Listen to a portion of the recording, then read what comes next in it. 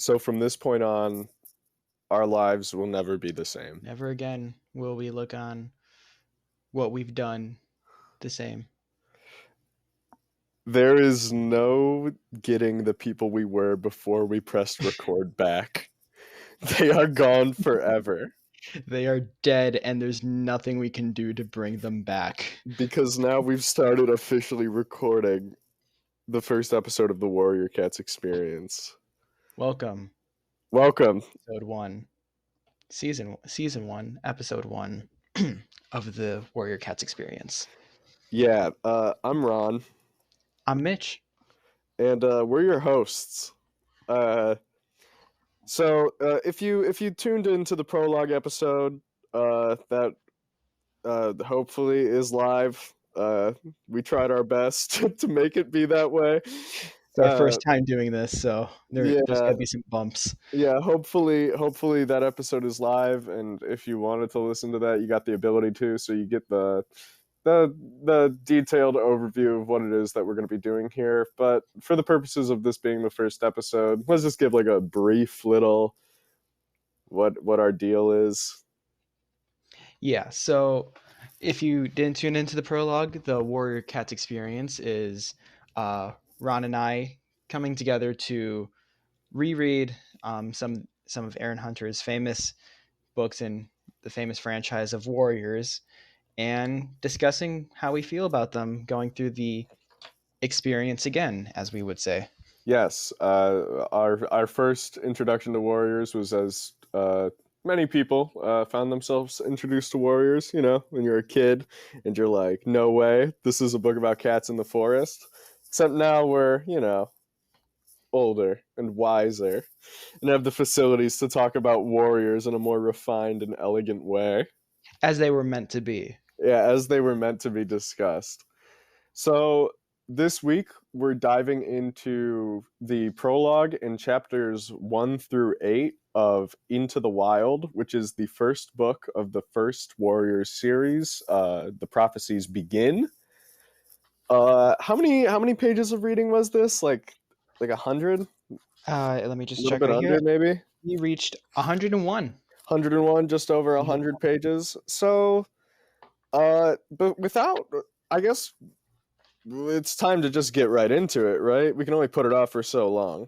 Yeah. I want to start off with the greatest thing that these books consistently do is keep us posted on not only the characters that we see in each clan and their like roles, but also a map.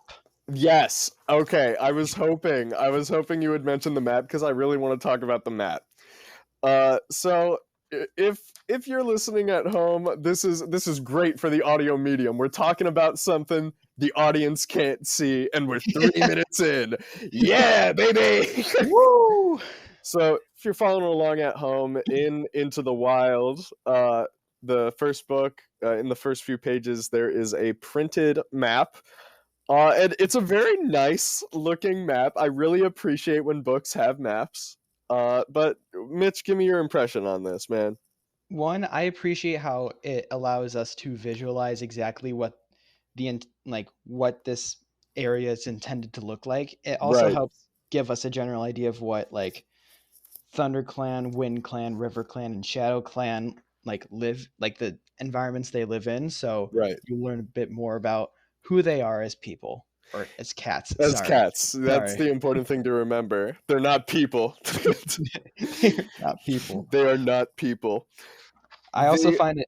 Yeah, go ahead, man. I also find it very interesting that like right after that is a map of like what it looks like to humans. So like it, like instead of being like Wind Clan, it's just the Moor area. Yeah. Instead of Thunder Path, it's just Windover Road. Yeah. I really like that too. The cat version of the map is so detailed and like intricate because that's how it is to the cats. And then you go to the human version or the 2-leg version, man. And it's like it looks like it was made off of MS Paint with like sample pictures. Hey, man.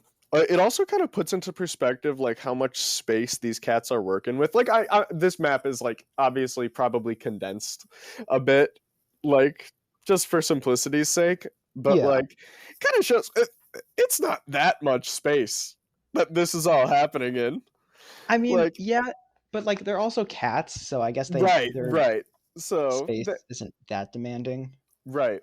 I have trouble with like so the ThunderClan camp, for example. Like I have trouble kind of visualizing what it looks like. For the What oh, go ahead. when I hear it described, or like whether I'm listening to the audiobook version or physically reading the book, I hear the description of it, but I just can't visualize where these cats are living. See, I don't know why I do this, but like even when I read this as a kid, I imagine like ThunderClan, the camp being like it looks like it's like mines for some reason. Like they live in like a little caldera, and like the little levels have like these little holes in the sides where like the cats like sleep in, but Oh wait, I they like just that. sleep in. Yeah, like, and then I was reading it this time, and they just kind of sleep in bushes. They just kind of yeah, they're just like we sleep in bushes and there's a big wall and they're like because Yeah. the wall is made out of like bush. And I'm trying to visualize that. And we can talk about that more, of course, when we actually get to that description in the book. But just right off the bat, I wanted to mention that while we're looking at the map. And honestly, like, it doesn't call me a critic, but it doesn't feel like what ThunderClan should look like, you know? Yeah. I mean, ThunderClan, yeah, sure, man. We're the reader. It's up to us. yeah, and then like Shadow Clan is just an open field. Yeah, and Wind Clan too is basically just an open field. Like Wind Clan, I get because it Yeah, well, more yeah, room right. for wind, but like Shadow Clan, I feel like they should be living in like a harsh, like a covered forest, you Right. know? I also have oh there is a not to get too ahead of ourselves, but there is a plot point in the chapters that we uh read, I believe, where it's kind of up in the air where Wind Clan is at. We're not really hearing much up from Yeah, them. And no, we know the reason for that, obviously. But like looking at the space between the Wind Clan camp and the Shadow Clan camp, as we later do find out that Shadow Clan is responsible for Wind Clan not being there, they covered a lot of ground. honestly, yeah, They covered and a lot of ground to get them out of there. Like, it's just like so much they had to do for all of just for like a little bit more flat field. yeah, yeah, man. But I really do appreciate them, the publishers and the people involved for adding a map just to give that like that more tangible thing for yeah, imagining it. because the amount of times they like describe territories and like they're going to locations, it makes sense to have a map. I feel like more books should do this. Um, Hmm. but yeah, it's very nice to have like a clear understanding of where the territories lie and where certain things are. So when they say like we're going to the Sunning Rocks, we know what that means in reference Right, to where they're at. right. So, and in the prologue itself, we're dealing with the Sunning Rocks right off the bat. So, like, Yeah, that was a it's segue. definitely very useful. That was a segue I intended to go with. Oh, let's go. But Okay, I caught your here, vibe. I want to ask you, what did you think of the prologue? Okay, so getting into it now. Officially, no more map talk. No more map talk. Okay, okay, we got a good 4 minutes of map talk. Yeah, So tune in next week for another 5-10 minutes. 18. 18. Cool. Yeah. Okay, so let's go into the prologue. Eagle-eyed listeners will be able to pick up on some page turns, as we do have physical copies of the books right in front of us at this moment. We have so many annotations in here Yeah, that it's really crazy. you'll learn to love them. So we open here, and it's this very picturesque description of where the cats are at in the forest. And suddenly we are just taken right into a battle that we find out is between the cats in ThunderClan and the cats in ShadowClan, or no, River not Clan. ShadowClan, RiverClan. River My Clan. apologies. And I do want to say that this moment is very like prologues are meant to immediately grab your attention before going into the story. And I think this unironically, this does such a good job of like getting me hooked. It's cool as shit. When Like, honestly. I forgot this happens, like when the River Clan cats come out of the river, Right? like soaked in water, like we're here for like we're the reinforcements. I'm like, that's sick as hell. Right. So what they're fighting over basically. So there for the uninitiated going into this podcast. I'm assuming if you're listening to it, you kind of know about warriors. But let me just say there are four clans. Basically, the clans are where the cats live. There's four of them, and they don't like each other except for when they do. And I feel like that's a pretty good description for right now. Yeah. Honestly, So yeah, because honestly, you're either here because you know about warrior cats, or you're here because you know us. yeah, and to all of us who are here today, thank you. However, we're this fight that we are thrown into between River Clan and Thunder Clan is specifically about the spot on the map we were talking about earlier, the Sunning Rocks. And it is a territorial dispute that has turned into a battle here. Yeah, the Thunder Clan cats are defending their territory. The River Clan cats are trying to gain the Sunning Rocks. Yeah. So we see this fight going on, kind of. We're following through, and River Clan has the upper hand, and Thunder Clan is trying to keep it up, but eventually, I believe it's Red Tail who urges Tiger Claw, who are both important characters, that we got to retreat. We just got to get out of here. And Redtail is the current deputy of ThunderClan. So there's a leader and a deputy to these clans.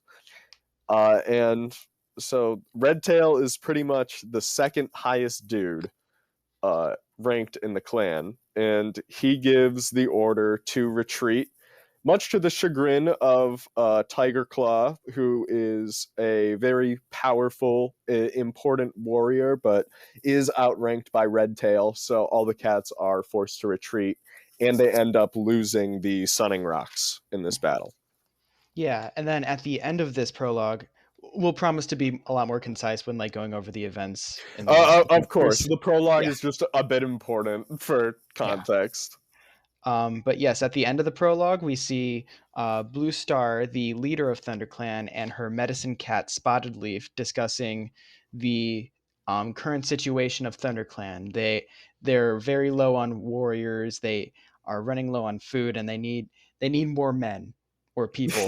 They need more real men. If they had a singular human person Yeah, on their side, Blue Star is like, I just had an idea. We're all cats. You know what would make this shit easier? human I just interference. got an idea. How about we let them? How about we just let them? Let's do it, man. Yeah. So But that's the prophecy. but yeah, but to bring up the actual prophecy, they mention hoping for a message from Star Clan, the sort of Cat religion, God.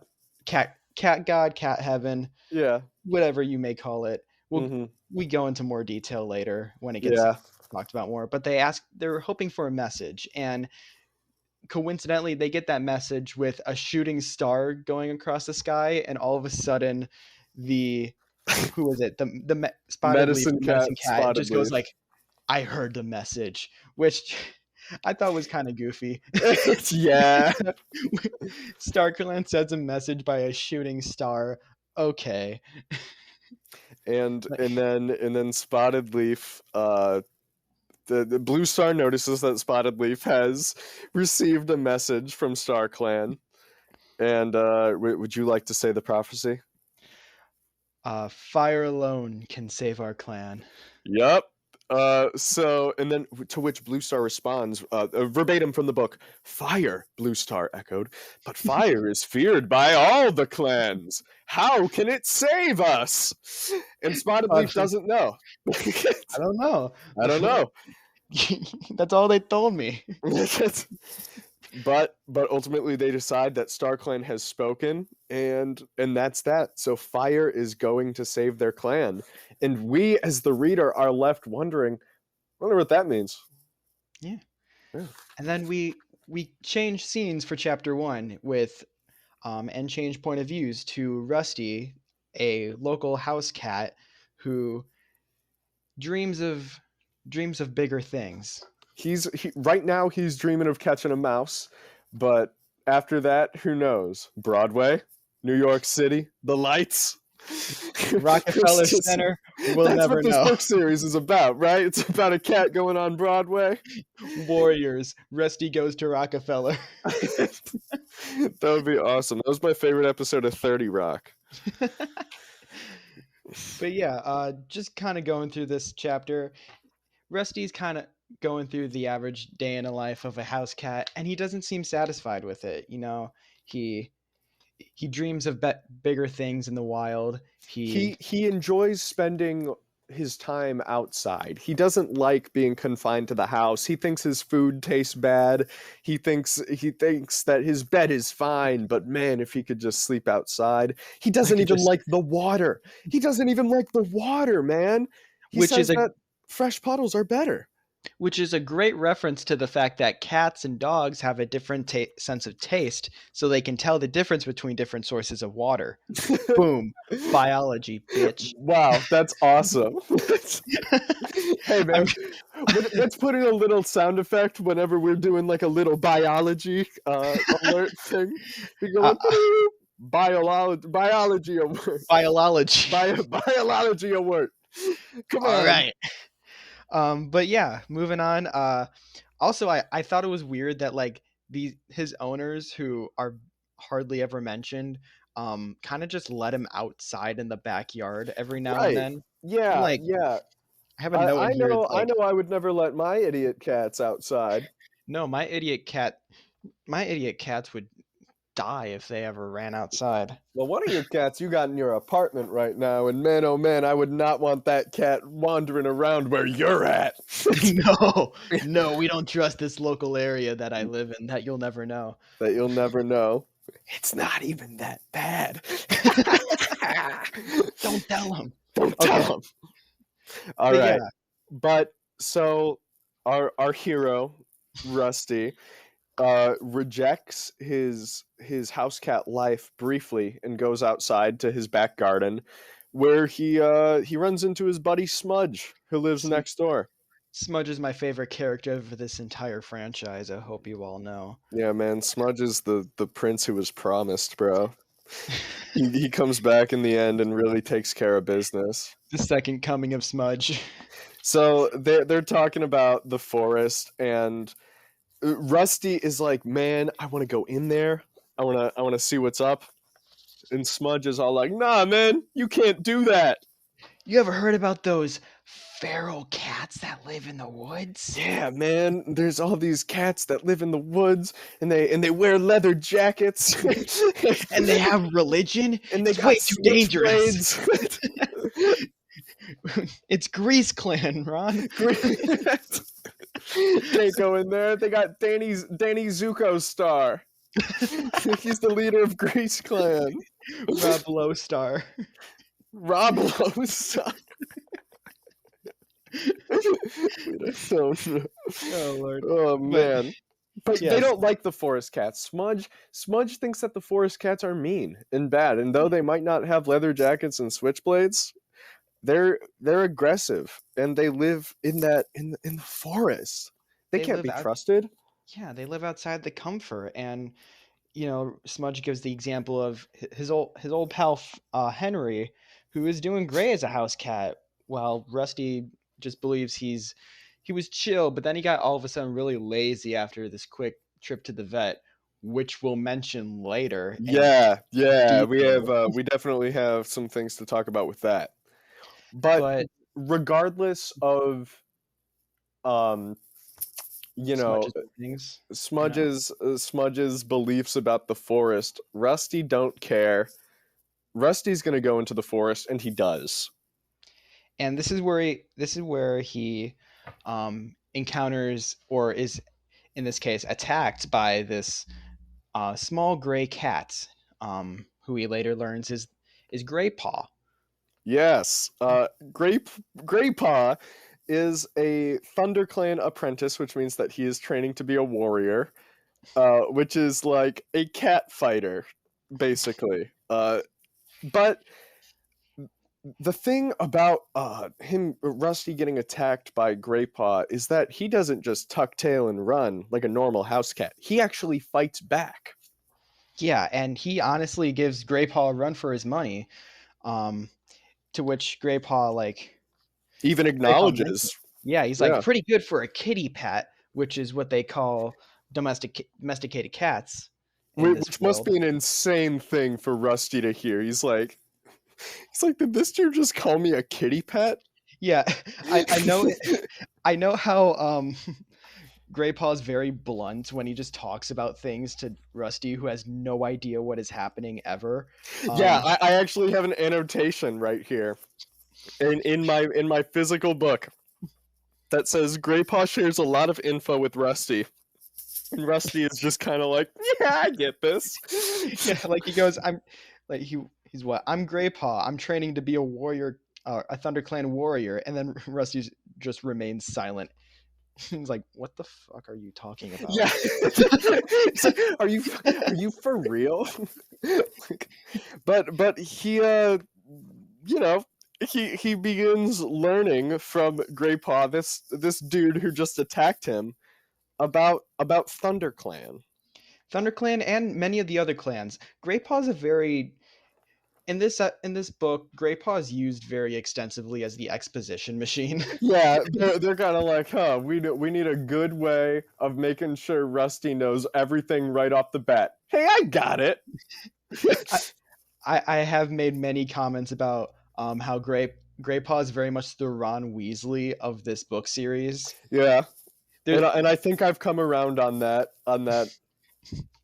and I will continue to make similarities between Warriors and Harry Potter, though I will say at least Warriors isn't controversial in this time of day. Right. There was a controversy with involving one of the Aaron Hunters for similar reasons that, actually, for the exact same reasons that Oh, really? J.K. Rowling. Yes, there was, but she no longer is a part of the Aaron Hunter book writing collective, so it's all good now. But anyway, besides real life stuff, we've got clans to talk about, and that's what Graypaw is currently talking about. So,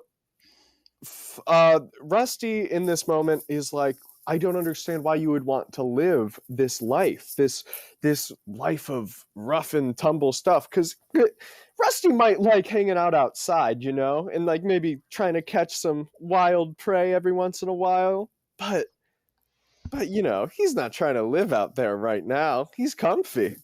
He Yeah, gets and 2 square meals a day. he's a little hesitant to accept that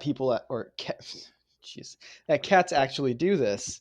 But he doesn't really get time to process this because all of a sudden other clan cats come and enter stage right Blue Star, leader of the clan, and one of her most experienced warriors, Lionheart, Who one is of the man. the myth, the legend, the goat, perhaps, of Right. ThunderClan. Yeah, Lionheart and Blue Star too are both very, very cool. But Lionheart also being Graypaw's mentor. yes. So when a apprentice is in warrior training, they're assigned a mentor who is already a warrior, and Lionheart is his. Yes. And So Blue Star and Lionheart didn't just show up. So apparently, Blue Star divulges to Graypaw and Rusty that she wanted to test Graypaw as an apprentice to see how he would react to a cat being on ThunderClan territory, who is not supposed to be. In this case, it was Rusty. And she picked Rusty because she had noticed him pretty much sitting on his fence gate, looking out into the forest, wondering what could be in there. And she makes remark that he's finally decided to see what's up in here. And she also commends him for fighting back to Graypaw, as most house cats would have not done that. Yeah, and I will say, compared to the other cats that meet Rusty later, these two are very chill when it just comes to like meeting. Right, they really like are. like, hey, you're new and you just trespassed in our territory, but you fight good. You're chill. Yeah, we're struggling. Yeah, and this is where Blue Star literally just is like, hey, we're not doing so great on numbers. You you free? Yeah. You free to get in on this, You on this clan stuff. you wanna enlist? And then Rusty joins the military, basically. Well, okay. He's very hesitant, so Blue Star goes, "All right, I know this is a lot, so we'll give you a day, and if you meet, Lionheart will be waiting here tomorrow in the same spot. If you come back, we'll bring you to the barracks. You Yeah, know." and even though it's Blue Star's like will, like, oh man, we gotta get more warriors. Like, she's cool with that. Lionheart pushes back at first, and Graypaw just straight up goes, "What? Kitty pets can't be warriors. They don't have warrior blood," which is like a little crazy, A little bit a racist, little but bit racist to the cat. But you know what? We roll. but you know what? It's fine. And I want to note a extremely raw line that happens at one point during this conversation where Rusty's like, "Can I like double dip, you know?" Um and then Blue Star's like, you can't have like, what was it? one You one could either paw in live each with us or clan. return to your home in two-leg place, which is what they call just the human neighborhood, Mm. and says you cannot live with a paw in each world. And I'm like, that So goes hard. raw, so raw. The And they also mention in this interaction, Blue Star agrees to give him the day to think about it, because it is a big choice. But while they're talking about joining the clan, Blue Star mentions to Rusty, she's like, "Yeah, man, you're still a Tom," and he's like, "What does that mean?" And she's like, "You haven't been to the Cutter." Uh, and and that basically, well, what they're saying there is, hey, Rusty, I can smell your balls, dude. you're pretty chill. I can tell your balls haven't gotten cut off, man. You want to come fight?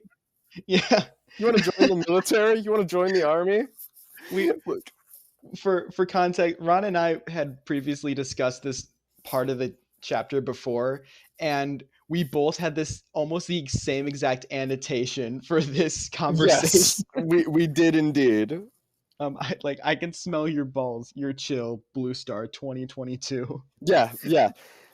So basically, this interaction ends. Blue Star agrees to give him the day and says Lionheart will meet him tomorrow at noon, pretty much, which is called sun high in these books.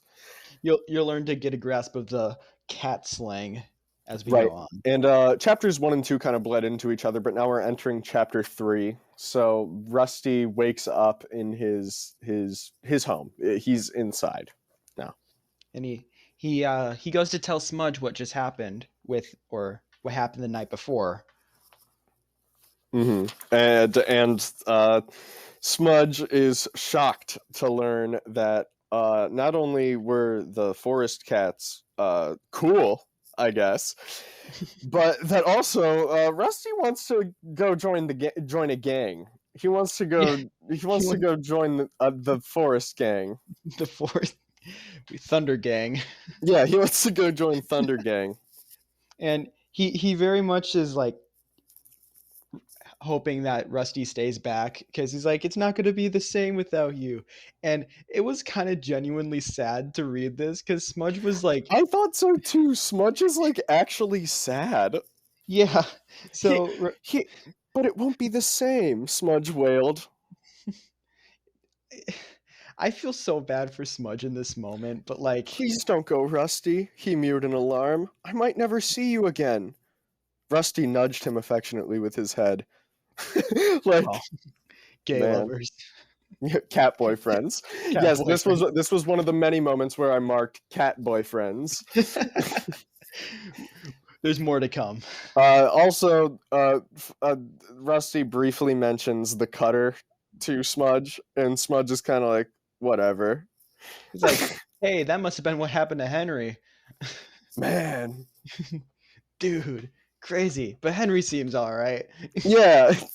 And then from there, Rusty goes into the forest, and I want to know. Lionheart's there. I want to note that Rusty also decides to have like one final night with the boys before he heads into the forest, and I think it's really heartfelt. Um, I do have the question of like, what happened to his owners? Did his owners just like come home one day, see their cat left, and just were like, "Oh, man, Well, I guess that's that. we're British." We're British. One thing you got to know about Warrior Cats: it does take place in England, so all the humans are British canonically. All the cats are also British, probably. Yeah, probably. Let this moment, let this fact reside in your mind the rest of the time that you read all of these books. Yeah. So he's in. He enters the forest, and Lionheart's there, and he's like, "Hey, also, guess who else we have? And it is White Storm." White Storm, the second G of ThunderClan. Yes, I would say that White Storm is even cooler than Lionheart, honestly. Because White Storm is just the man. All the Like time. Like, there's not a point that I don't like something that White Storm has done. right, yeah. From the jump, he meets Rusty, and he's like, "Welcome." Like I accept you. Like even though you're even though you're a cat. Or well, you're a house cat. They're all cats. Even though you're a cat, and I am definitely not a cat. Even though I'm not a cat and I'm actually a dog, and that's my whole deal. And then they head on to they head on to ThunderClan, Uh-huh. and this is where Greypaw kind of meets up with him again and gives him a little bit of a tour. And then there's a meeting held by Blue Star, where I have a note here that says like to let all cats old enough to catch their own prey join here beneath the high rock for a clan meeting. And I'm just like, this is ageist. Well, I mean, think about it this way. Like she basically means apprentices through elders. Yeah. Right? Cuz what are the kids going to do, man, at the meeting? Well, it's not like it's not like most cats say anything during these meetings. It's usually just like Blue Star being like, "All right, here we are in ThunderClan. Shit's fucked." Anyways, Yeah, moving on. which But is kind of what this meeting is.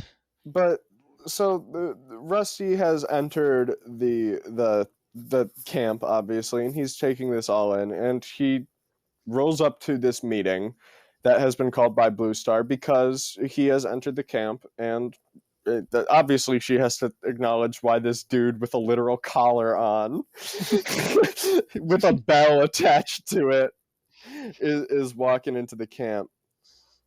And Yeah. despite the warm welcomes that most of the cats have been giving, or that Lionheart and White Storm have been giving, a lot of the cats are a little bit more xenophobic and don't accept them right away. Yeah, Inclu- she starts off this meeting by saying ThunderClan needs more warriors. Never have we had so few apprentices in training. It has been decided that ThunderClan will take in an outsider to train as a warrior, meaning Rusty. And this is literally met with caterwauling. Like, imagine you say something so bad that the response you get is caterwauling. That's gotta feel awful. It's not the way I want to live. Not the way I want to live either. But yeah, then we get what one cat named. This is Longtail, who Yes. speaks a little bit louder than the rest about their disdain for having a kitty pet join their clan, Hmm. noting things like the collar and the smell of a kitty pet. Probably just like the smell of Febreze. Yeah, yeah, because you know how you spray your cats with Febreze. Yeah, I do it all the time. Totally. You gotta make them smell better somehow. And then two Longtail's responses. Blue Star literally just kind of looks at Rusty and goes, "You gonna let us say that shit to you?" No, no, no, no. Lionheart says Lionheart that. was right, of Blue course. Star's up on the high rock talking to that would be crazy. She, she's up on the high rock and she's like, "You're gonna take that shit?" Like to the whole clan, and then the rest of them are just going, "Fight, fight, fight!" Which is still pretty much what happens. It's just Lionheart this time being like, "You gonna let him say that to you?" Yeah, and then Rusty attacks the cat, Just and beats his ass too. honestly, yeah. He cuts his ear. Cuts his ear, permanent scar. And they bring that up throughout the book. Yeah. They're like every time Rusty and Longtail interact from that point on. He's like, "Remember that time I beat your ass when I was a baby? And Yeah. I cut your ear, remember that?" Or like he's walking by and it's like Rusty sees Longtail's nip that he had on his ear. Like And smiles to himself smugly or some shit. Like he's like, I did that. but yeah, But Rusty prevails over over our man Longtail. Longtail. I think one of the bigger things to note in this is also during the fight, Longtail actually snaps off Rusty's collar as they're fighting. Yes, he And then does. when Rusty wins, Blue Star's like, not only did you beat one of my cats who has years of training or whatever. No, well, he's only been a warrior for like 2 moons by the Still, time that he beats him, but still. like not only have you beat my cat, but you also proved you're no longer residing as a kitty pet by breaking off your collar. Therefore, you will be an apprentice of ThunderClan, which Yes. is a legendary play by Rusty on my part.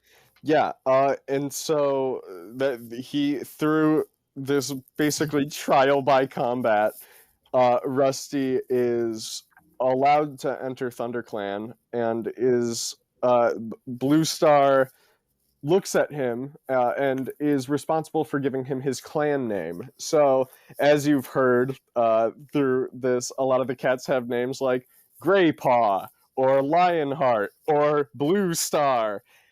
And those aren't regular cat names. So, No, Rusty is given his clan name, which is Firepaw. And after he, his fiery pelt. yes, specifically what makes Blue Star go with this is her saying, "You look like a brand of fire in this sunlight," she murmured. Her eyes flashed briefly, as if her words had more meaning for her than Rusty knew, which is obviously a callback to the prologue with Like that prophecy, "Fire alone can save our clan." it's very on the nose what this prophecy means. Yes, and so I do have an annotation here in my book that I think would be good for us to discuss. That says, so by naming him Firepaw, does Blue Star make the prophecy happen? Like, what if she would have not named him this? Would the prophecy still be true, or did she have to name him Firepaw?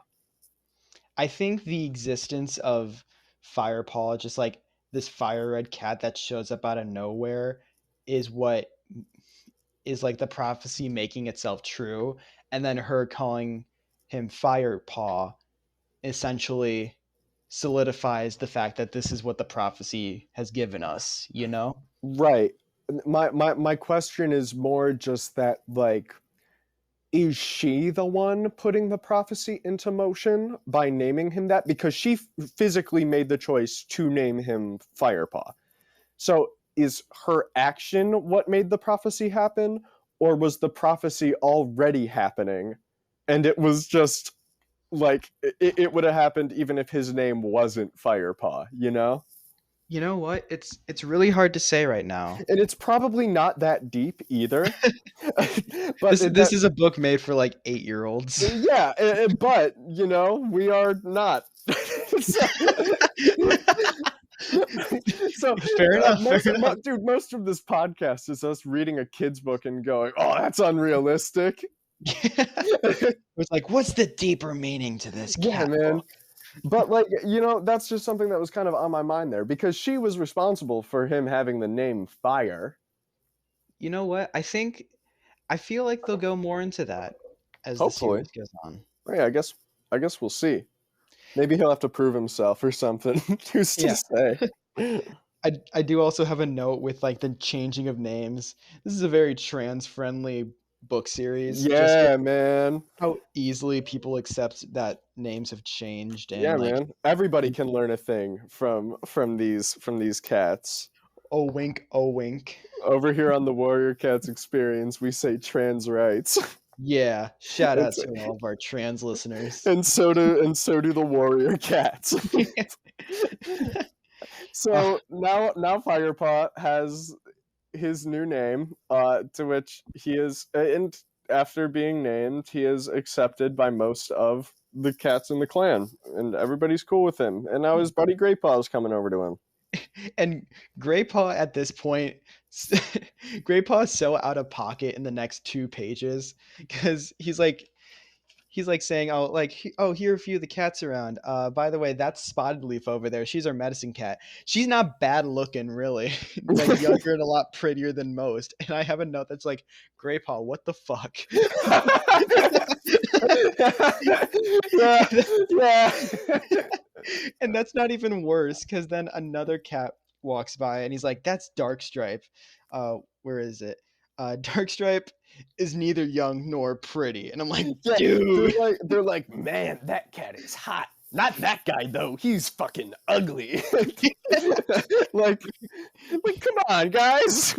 Like Greypaw is the most out of pocket character in this entire series right now. He's also a child. Yeah. Like it's just so dumb to like I'm like this it's literal cat calling. Yeah. That's what it is. Oh my god. Oh Lord.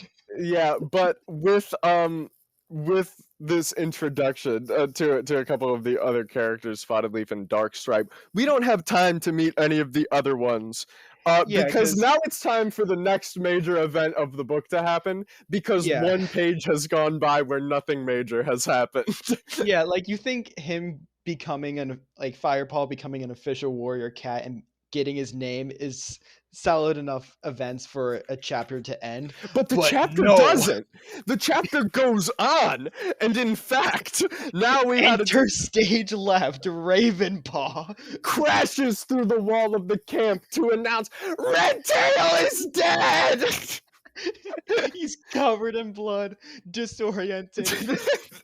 Redtail, he's fucking dead. Yeah, so now all the cats have to deal with the fact that their deputy is dead. Ravenpaw is an apprentice. Every apprentice has the suffix to their name paw. So whenever we mention a character with paw at the end of the name, that means they're basically they're training still. And he is the only one who's come back to camp. So Firepaw is basically like, what? Who is that? What's going on? And Greypaw's like, this might be important. It's like, hey, just for a heads up, Firepaw, this isn't good news. So they, or I'm, so he mentions, Greypaw asks why Ravenpaw is alone and where Tigerclaw is. Tigerclaw, if you remember, we discussed in the prologue, he was in that battle at the Sunning Rocks, and Tigerclaw is actually Ravenpaw's mentor. Yeah, and what Ravenpaw sort of describes is during another territorial fight, or I forgot. I think that's the reason for it. Yes, I believe it was the battle at the Sunning Rock specifically from the prologue. I think no, that's a different event. Do you want to bet? You want to bet? Because I think it might be. Not because here's the thing. Because also in that prologue was Blue Star and Spotted Leaf talking about the prophecy, and I'm Right. pretty sure that was at night. I'm right now. Right, This but is going on in the they daytime. were separate scenes in the prologue. Yeah, but like it said that they were retreating, Hmm.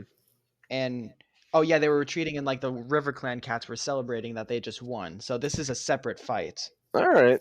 Yeah, my interpretation of it was just that they were connected, but also it's a cat book. They cannot be. I can be wrong. I will fight you till the end of my life on this. Yeah, man. Let's talk about this for another 5 minutes. But yes, Ravenpod says that what it was a hunting party in ThunderClan territory, Oh, I see. led by Oakheart, who was the deputy of RiverClan, and Oakheart just murks Redtail during this fight, um, According to Ravenpaw. according to Ravenpaw. Yes, and like immediately after that, I believe it's Tiger Claw kills Oakheart, Uh-huh. which there's so much murder in this child story about cats. Yes. Yes, these cats kill each other. And There, like kill with a capital K.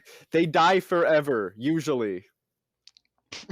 we'll we'll divvy With a it. noticeable caveat, but We'll go into that more when it comes up. But yes. yeah, and they're mentioning and what Tiger Claw comes back with Red Tail in his grip and is like, yeah, Red Tail's fucking dead. He's in StarClan now. To which Firepaw's like, huh?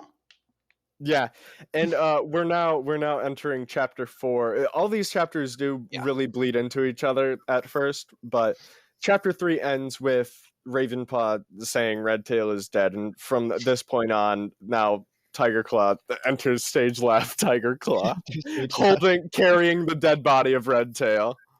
Which had to be a whole task and a half, it's carrying a dead cat. Who knows how far they were away from Right, camp. right. That Tiger Claw is a strong cat. That is However, true. I mean, He's portrayed as this dark tabby with big muscles and big claws. and he's so buff and he's so He's like awesome. and then he's got the personality of like a buff Severus Snape. Yeah, pretty much. He just hates like every child in the clan. Yeah, but so Ravenpaw collapses from his wound, basically, and Tiger Claw is basically like, "Man, can't believe my apprentice. He's so weak, man." Yeah, Ravenpaw has like a huge gash in his shoulder, and the medicine cat Spotted Leaf comes over with some cobwebs or whatever. yeah, they fucking use cobwebs as bandaging, which I'm like, that's not sanitary. That's not sanitary or helpful or anything. Because you got to get a lot of cobwebs at once bundled together to properly use them as fucking anything, much I'm less no bandages. veterinarian, but I'm pretty sure cats bleed a lot when they Yeah, get hurt, just like and people do. would the cobwebs not make it worse? That's a great question. I don't know. We're not cats. Hey, but Yeah. it works for them. Hey, next time I get a deep cut, I'll treat it with some bandage or treat it with some cobwebs, and I'll let you know how it goes. So the okay, so Tiger Claw puts Redtail's body down in the center of the camp. And Blue Star is very broken up over this. That's her deputy and her friend who has served alongside her for a very long time. I think she says like ever since she became a leader. Yes.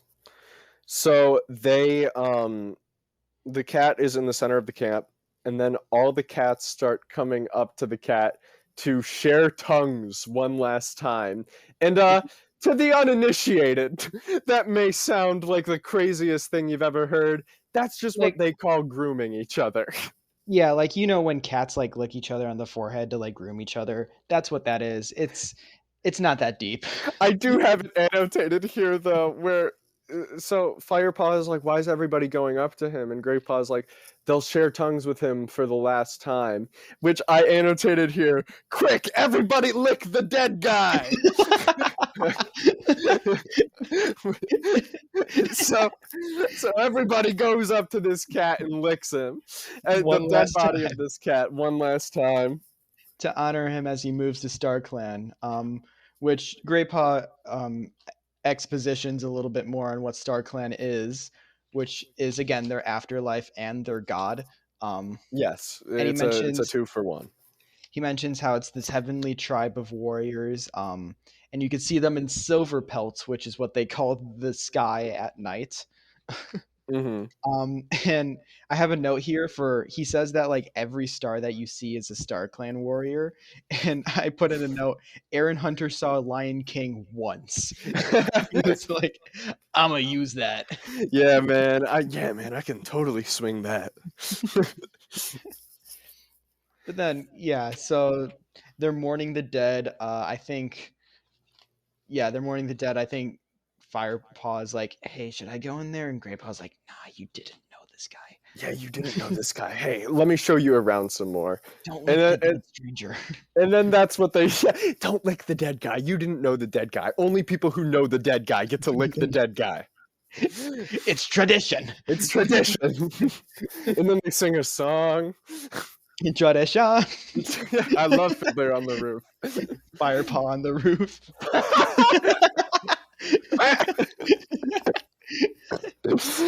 Oh, what a show we do.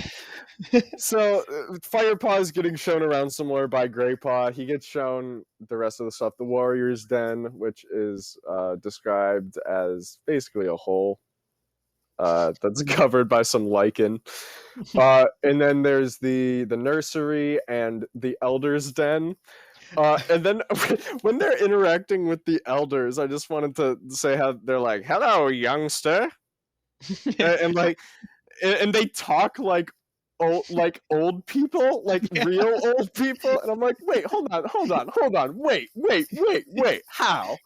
I also love how a bunch of them just have cruel names after like Right. horrific incidents. Yeah, You got when you're an elder, you get a mean name.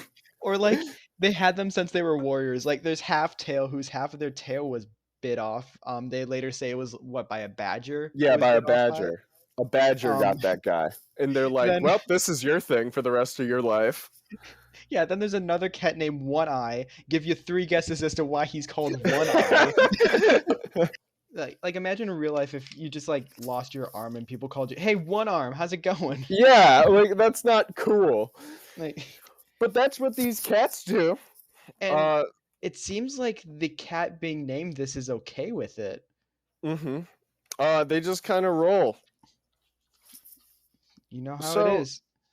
And while they are in the Elder's Den, the Elders specifically kind of have this habit of I made a note here, and I said that these cats speak pretty openly about tragedy. Yeah.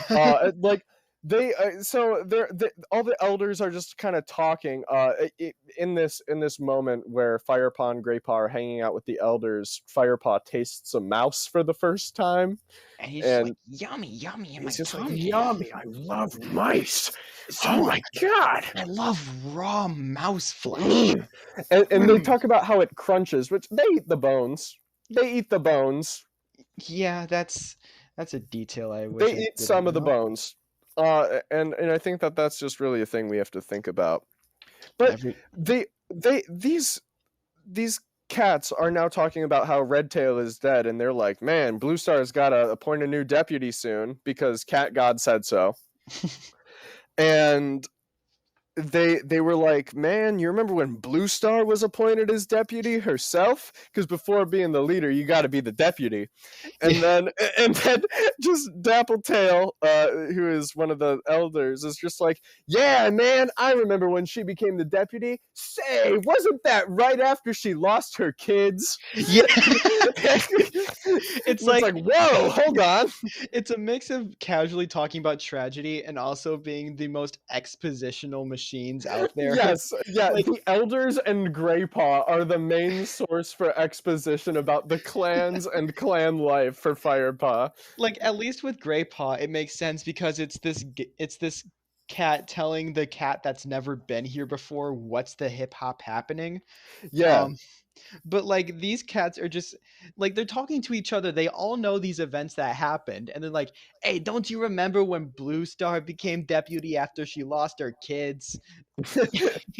Like no one talks like this, Yes. especially about child loss.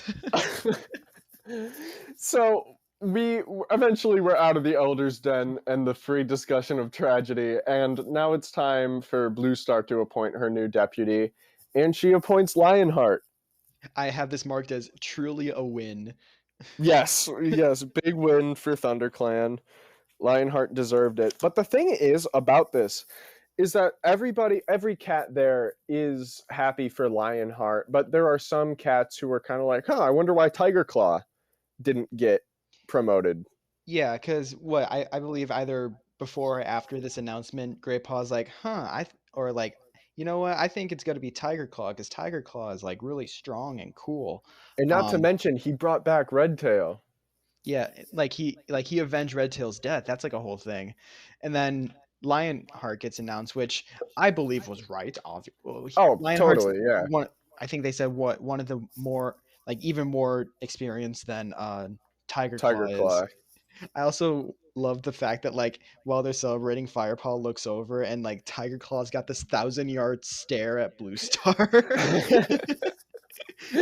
he's just waiting, anticipating, hoping that maybe it'll be him. And like afterwards, he's just sitting there like,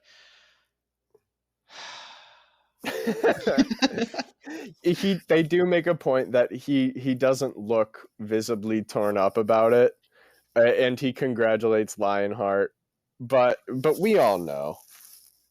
there's like internal fuel for hatred inside. But now Lionheart has been appointed as the new deputy of ThunderClan, and that pretty much concludes Firepaw's first night in the camp. Well, we're not exactly yet. Oh, for Grey real? Greypaw takes him to the apprentice den where they'll be sleeping. Mm, Um, and this is where we meet some of the other apprentices. So we know Firepaw, Greypaw, and Ravenpaw, and then we meet two more, which is Sandpaw and Dustpaw. Um, yes, and Dust and these two characters are like the obligatory children's book bullies. the Crab and Goyle, They're the Crab and Goyle of the Warrior Cats series, except they have no Malfoy. especially Sandpaw, who is a lot more sassy than Dustpaw. Really seems like the yes man of the duo. Yeah, Dustpaw is Tiger Claw or Darkstripe's apprentice, and Darkstripe is like a buddy of Tiger Claw, and Yeah, Tiger Claw has already been shown to be very like he's very aggressive, basically, like in his interactions. Earlier in one of the chapters, there was a thing where after Ravenpaw had been injured, and Tiger Claw was like, "Oh, my apprentice is weak." Firepaw was like, "Man, does he even like his apprentice?" And then Greypaw's like, "I don't think he likes any apprentice." he So hates kids. he just hates kids, man, and that's just the kind of person that Tiger Claw is, This or the happened ever kind of since cat. what? Blue Star lost her kids. Man, ever since Tiger Claw lost those kids, Ever since Tiger Claw killed Blue Star's kids. Doesn't happen, but man. And then after meeting them and being in the apprentice den, uh Firepaw sleeps on the ground, and now his new life is put into motion. we also get a little bit more of that expository like dialogue that's so unnatural because what White Storm White Storm comes in when Sandpaw's like bullying Firepaw for being an apprentice, and White Storm's like White Storm's like, Sandpaw, as my apprentice, I expected you to be a more welcoming. And it's like nobody says that. Nah, man, White Storm does. White I don't know. Storm does. White Storm's still chill. I appreciate him. Yeah. So now it's chapter 5.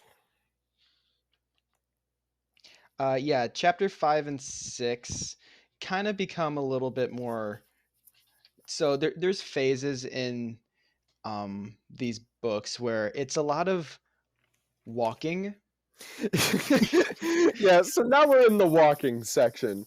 Yeah, I have like 3 times, maybe even 4 times as many annotations in 5 or before 5 chapter 5 than I do in after chapter 5. I have the same thing. Yeah. But it opens with Greypaw and Firepaw waking up.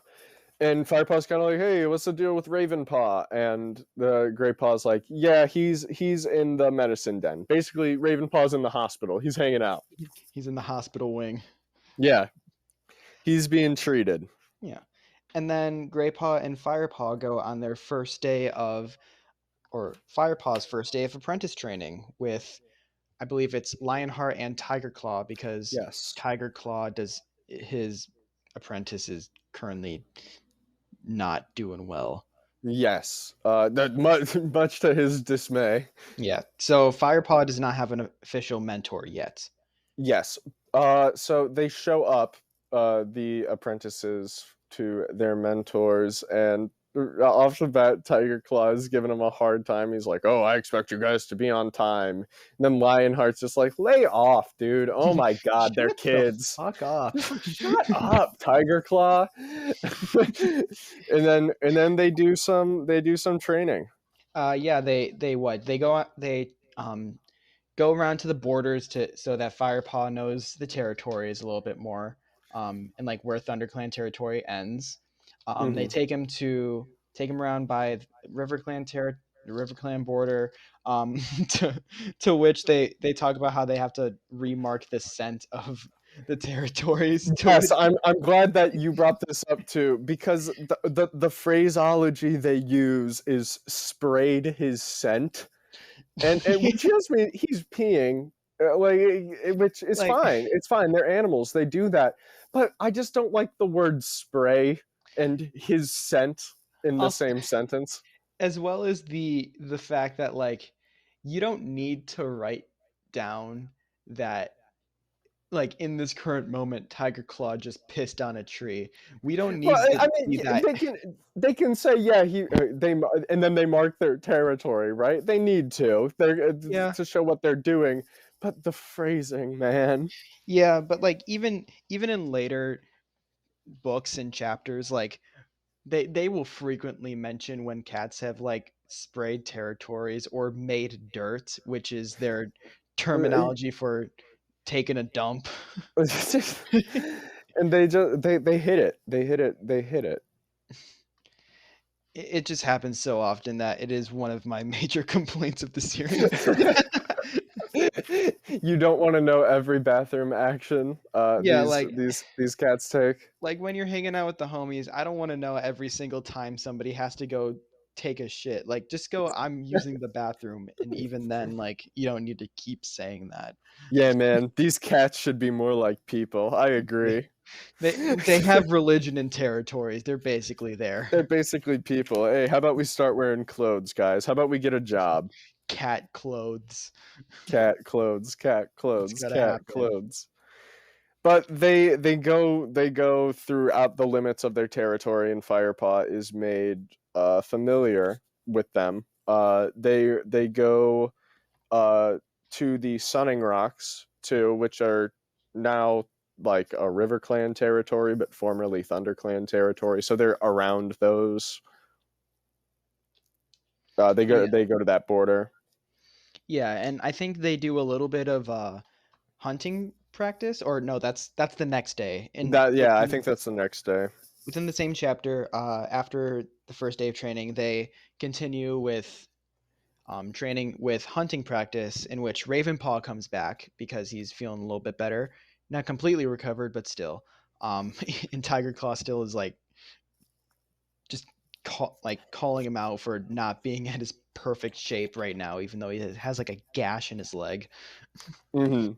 I also have a note here where Greypaw's like, "Cheer up, Ravenpaw. I know you don't like training, but you're a lot more miserable than usual." And I just have motherfuckers grieving Greypaw. Yeah.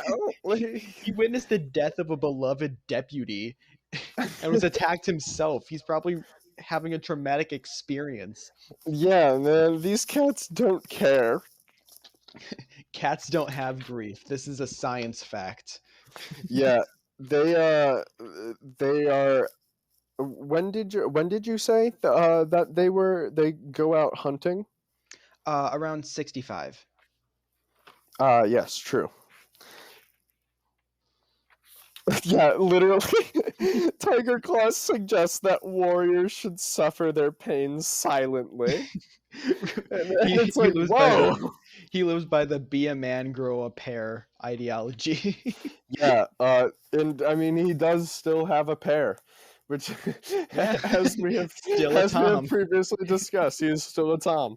Tiger Claw's like, be a Tom. Hide your feelings. I, I Tiger Claw has a subscription to Hustlers University, hosted by Tiger Claw. Cat Drew Tate. Tate Paw. Oh, fuck. Yeah, that's Tiger Claw's new apprentice. Anyway, anywho, Anywho, while they're hunting, Tiger Claw clowns Firepaw for doing it bad. but like even then, Lionheart notices how Tiger Claw, or not Tiger Claw, Firepaw is actually doing pretty good for his first day of training, and Mm-hmm. I believe he, in this training, he actually makes his first kill, which the chapter ends with him being like, he made his first kill. He was a true ThunderClan apprentice now. Yes. I annotated here big moves for Firepaw. Now he can sit at the adult table. He can now attend meetings. Yeah, he's done enough to prepare Thanksgiving dinner, and now he's allowed to sit with the grown-ups. Now, chapter 6, I have absolutely no um, annotations for. All that I really see that happens here is he There walks is around. a cosmic time skip, and now it's 2 months, 2 moons, which are it's a month into Firepaw's training, and he's gained some more skills. Yeah, essentially he and Greypaw are like going out training. They smell like that a fox is within the vicinity, and they should be worried about that a little bit, but it's not like the worst thing. And they go a little bit of hunting, and then they go to the Thunder Path, which it's mentioned when they're touring the territories, but the Thunder Path is this road that is the border between ThunderClan and ShadowClan territory. Um, and that's basically it. Like they Yeah, say that that they, that's the deal. yeah, they see the Thunder Path while they're doing this training, and Firepaw kind of is like, "I'm gonna walk on the road." Yeah, he dips a paw in just to see what it would feel like. Greypaw's like, "What the you idiots? What's wrong with you, You dude? mouse brain." Another classic warrior slang. Um, but then the only thing of real note in this chapter is that he sees this I believe it's a black cat just staring across. He's like, I just saw a Shadow Clan warrior. Yeah. Yeah, and then the chapter ends. There's like a brief moment in that chapter where the Firepaw mistakes Greypaw for an enemy cat and attacks him. Yeah. But that's pretty much there's not too much important stuff in the 6th chapter now. But then in chapter 7 a little bit more happens where um this Shadow Clan cat that Firepaw saw comes over and I believe attacks him, and Mm, they start duking it out. To which this cat calls herself Yellow Fang in the third person because that's what cats do. hmm. And I love Yellow Fang because she's just a grouchy, crusty cat. Yeah, yeah. Just this grouchy old crusty cat. She says basically Firepaw pulls off this maneuver that's kind of his thing, where he tricks them into thinking that he's like submitting to the cat that he's fighting, and then he pulls one over them and gets him. And he does this to Yellowfang, and as he does this, Yellowfang says out loud, "Ah, puny apprentice, easy prey for Yellowfang," which I annotated. Okay, Meowth, like like just Ah! referencing herself in the third person. It's so good. It's very much sums up Yellow Fang's personality. Though she is very grouchy in general too, because during their fight, um, pretty much Firepaw wins and Yellowpaw's very injured. Yellowpaw. Yellow Fang, He sorry, beat her so bad that she got demoted. beat the years out of her. Turn back the clock on that bitch. um, but yeah, at this point, they're like arguing about like you're a Shadow Clan cat, you're not supposed to be here. Yellow Fang's like, actually, not really anymore. And um, the big And thing is, at that time, conveniently, other ThunderClan cats show up.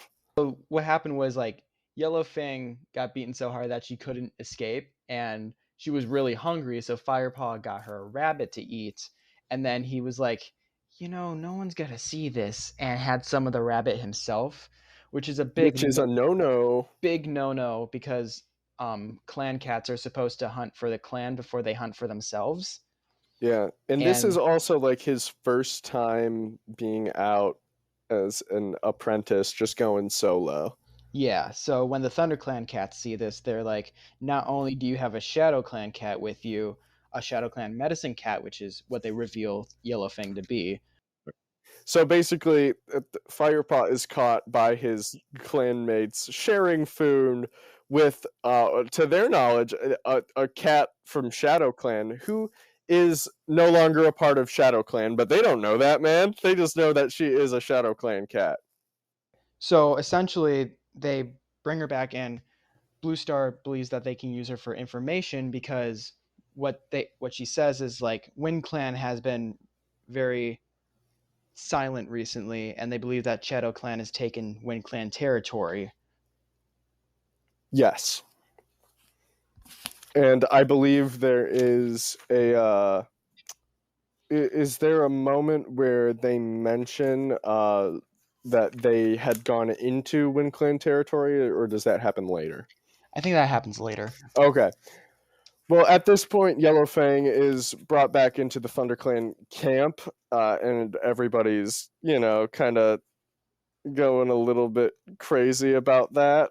Yeah, and Firepaw's freaking out because like he just did a no. He's wondering what his punishment is, and Blue Star has a meeting where she kind of sums up everything with, "We're gonna keep Yellowfang here for a little bit," and she announces that Firepaw, um, he has not had a proper mentor because he's just been he's been shared mentored he's been shared mentors with Lionheart and Tiger Claw.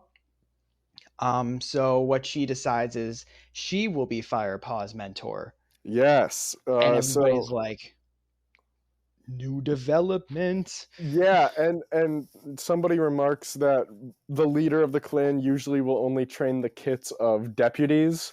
So Firepaw is getting very special treatment here, and this comes as a complete shock to him.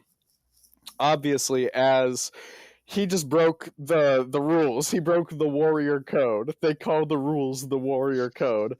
And Blue Star has just made him his apprentice. Yeah, So there is a note. There is a caveat to note there where he is still being punished for breaking the warrior code, and that punishment is taking care of Yellowfang as a yeah. prisoner. They say like providing her food, taking care of her injuries, cleaning her dirt. Yes, they do say that her one of her responsibilities is to clean, or one of Firepaw's responsibilities is to clean away Yellowfang's dirt, which is a hell of a thing to assign to a cat. Yeah, Firepod's like, "Ucky, yucky, I don't want to do this."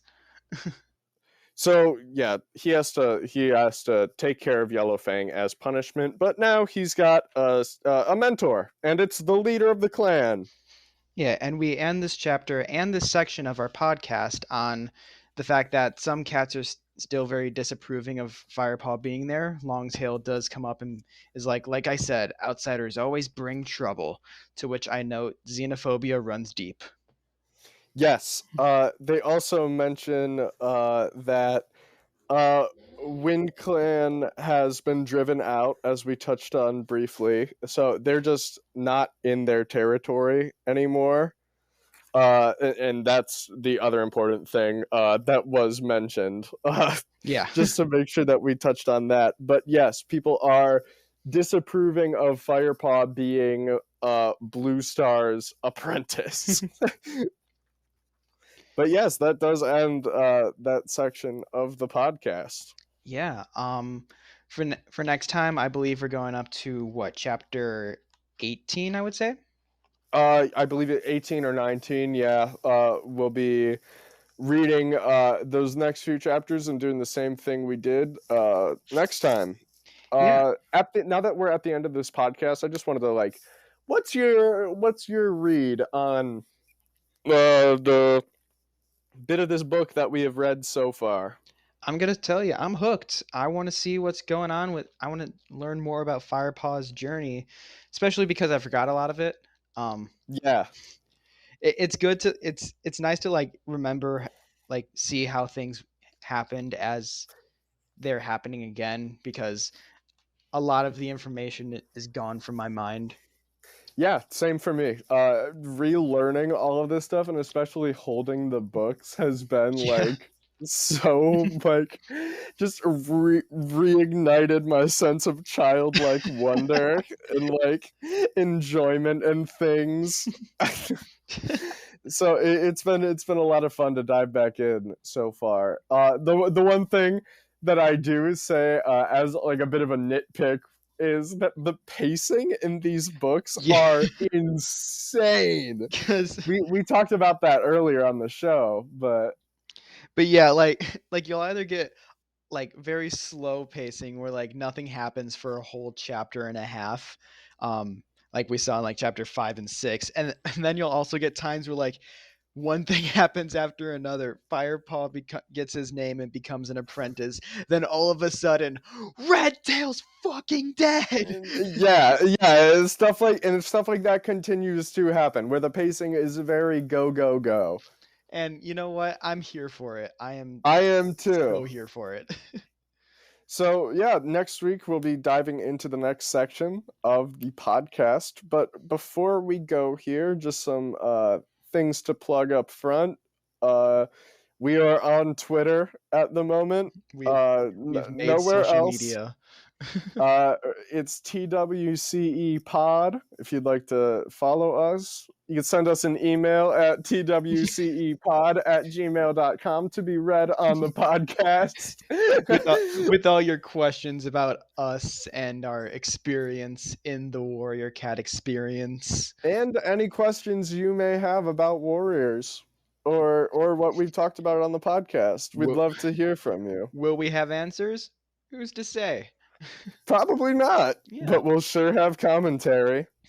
Yeah, and we promise that as the episodes go on, our commentary will be a lot more fluid and confident. This is our first episode. After all, cut us a bit of slack, why don't you? It's very fair. I'd like to say thank you to our man Taylor Robery for the theme song and outro that you have heard. Perhaps in our prologue episode or this one. But my man made that, and we're loving it. Uh, you could also hit us up on some socials. For me, you could find me at Suburban Home the Band on Instagram. That'll be some music from me and Taylor, who I just mentioned. So yeah, that's going to be at Suburban Home the Band on Instagram. Mitch, anything you want to plug personally? I do have a drawing account on Instagram. You can check me out at Mitch Can Draw Stuff. And if you want to check out my very inactive TikTok, it's the underscore only underscore Mitchell. Yeah, Yeah. man, one day, buddy, I swear I'll check those out. one Man, one day I'll give you one something worth day. checking out. Yeah, man, one day it'll be worth it. But yeah, with that, thank you for listening. Anything else you'd like to say? I hope to see you all next week when we dive back in. Yeah, man. Play us out.